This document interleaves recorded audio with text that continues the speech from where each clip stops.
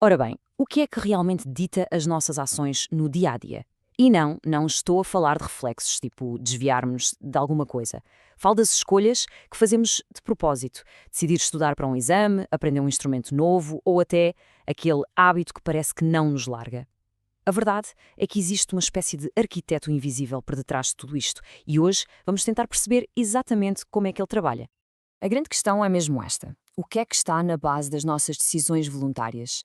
Será que é tudo uma questão de acaso ou de pura força de vontade? Ou será que existe um mecanismo de aprendizagem super subtil, mas incrivelmente poderoso, a funcionar nos bastidores sem nós sequer darmos por isso? É precisamente isso que vamos investigar. Pensemos em alguns exemplos do dia a dia. Um professor a tentar gerir uma turma mais irrequieta, alguém a tentar pela milésima vez ensinar o cão a sentar-se. Todos estes cenários têm uma coisa em comum.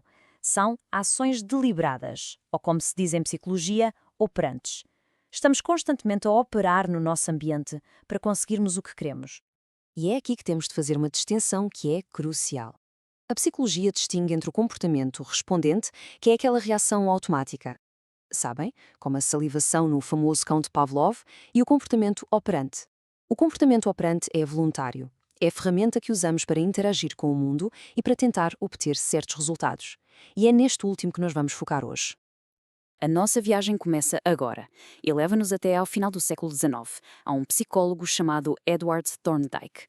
As suas experiências com gatos fechados em caixas podem parecer um bocado estranhas, mas foram elas que nos deram a primeira grande pista sobre como a aprendizagem realmente acontece. Vamos tentar imaginar a cena. Thorndike pega num gato com fome e coloca-o dentro de uma caixa de madeira, uma espécie de quebra-cabeças, a que ele chamou caixa-problema. Do lado de fora, bem à vista, está a comida. A única maneira de sair e chegar à comida é descobrir um mecanismo específico, como, por exemplo, puxar uma alavanca.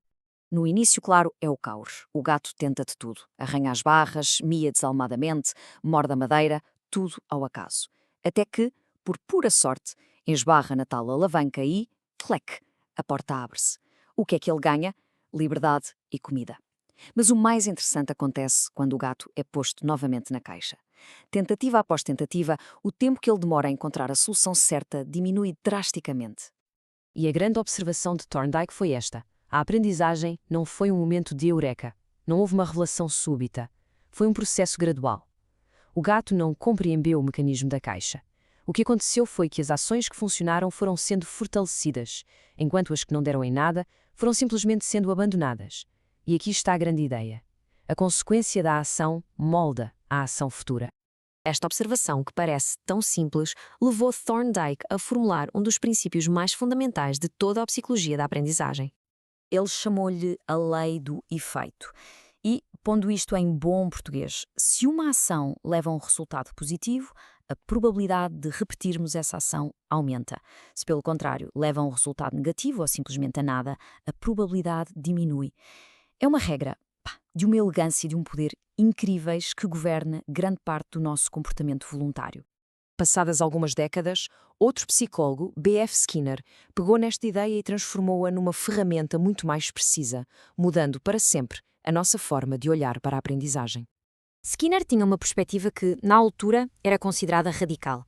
Para ele, tentar adivinhar o que se passava na cabeça das pessoas, pensamentos, sentimentos, era um beco sem saída. Ele via a mente como uma caixa negra. Não precisávamos de saber o que estava lá dentro. O que realmente importava era a relação que se podia observar entre o ambiente e o comportamento. Então, Skinner refinou o conceito de consequência satisfatória de Thorndike com um termo mais técnico: reforço. E o que é um reforço?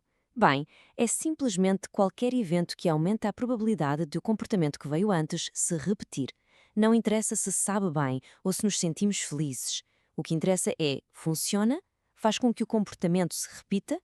Se sim, é um reforço. E este levou a criar uma estrutura brilhantemente simples para analisar qualquer comportamento. O modelo ABC: antecedente, comportamento, que vem do inglês behavior, e consequência. O antecedente é o gatilho, a situação. O comportamento é a ação em si, e a consequência é o resultado que vem logo a seguir. Vamos ver como isto funciona na prática. Exemplo 1. O antecedente. Um teste importante amanhã. O comportamento, estudar durante horas. A consequência, uma nota alta. Esta boa nota funciona como um reforço. o que torna mais provável que o aluno volte a estudar no futuro. Agora, outro cenário. Antecedente. Um adolescente está com amigos que fumam. O comportamento: experimenta um cigarro. A consequência: sente a aceitação do grupo. Essa consequência, esse reforço social, pode ser extremamente poderoso para fortalecer o comportamento de fumar. Ora bem, com estes princípios na cabeça, começamos a olhar para o mundo de uma forma completamente diferente. De repente, a influência deste mecanismo parece estar em todo lado. E é aqui que tudo se junta. É que estes princípios aplicam-se a quase tudo. A disciplina na sala de aula, o desenvolvimento das crianças e a forma como aprendem a falar, as dinâmicas sociais, os nossos hábitos de saúde e bem-estar, até a nossa produtividade no trabalho. Tudo isto pode ser analisado através desta lente do condicionamento operante. Mas atenção, e este ponto é absolutamente crucial. O processo em si é neutro, não faz distinção entre o que é bom e o que é mau. Um reforço é um reforço, ponto final, e tanto pode estar a fortalecer um hábito saudável como um vício completamente destrutivo. Vamos pensar novamente naquele aluno que interrompe a aula. Se esse comportamento resulta em atenção, e não interessa se é atenção negativa do professor ou risos dos colegas, essa atenção pode funcionar como reforço. E o que acontece? A probabilidade de o comportamento se repetir aumenta. Da mesma forma, se copiar num texto leva a uma boa nota sem que a pessoa seja apanhada, bem, esse comportamento acabou de ser reforçado com sucesso. E isto deixa-nos com uma última pergunta para reflexão. Se olharmos para os nossos próprios padrões, para as nossas rotinas e hábitos, será que conseguimos identificar os reforços invisíveis que os mantêm ativos? Que consequências, por mais subtis que sejam, estão a moldar as nossas escolhas diárias, muitas vezes sem que a gente se aperceba? A resposta pode ser muito surpreendente.